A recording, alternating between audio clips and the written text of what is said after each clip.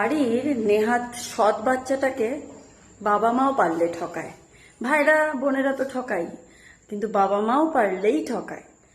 সেখানে আমাদের প্রধানমন্ত্রীর কথা ভাবলেও বোঝা যায় যে প্রত্যেকটা দেশ কিভাবে হাতছানি দিয়ে বলে আমরা আছি, আমরা আছি, আমরা পাশে আছি, কিন্তু আসল সময়ে সুযোগের সদ্ব্যবহার করে নিজের ফায়দা লুটে নিয়ে সরে যায়।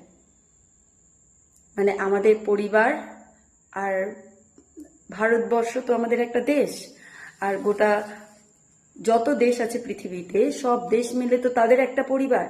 সেই পরিবারেও যে যত সৎ হয় তাকে সবাই মিলে ততটাই ঠকায়। আরও একবার প্রমাণিত হয়ে গেল যে সৎ মানুষগুলোকে সবাই ঠকানোর চেষ্টা করে। এবার দেখার এটাই যে সৎ মানুষটা শুধুমাত্রই সৎ, না তার মধ্যে যথেষ্ট জ্ঞান আছে, কারণ সে জানে যে তাকে ঠকানো হতে পারে, আর সে ঠকে যাওয়ার রাস্তা থেকে কি করে বাঁচা যায় সেটাও তার জানা থাকতে পারে। দেখা যাক, সময় বলবে কথা।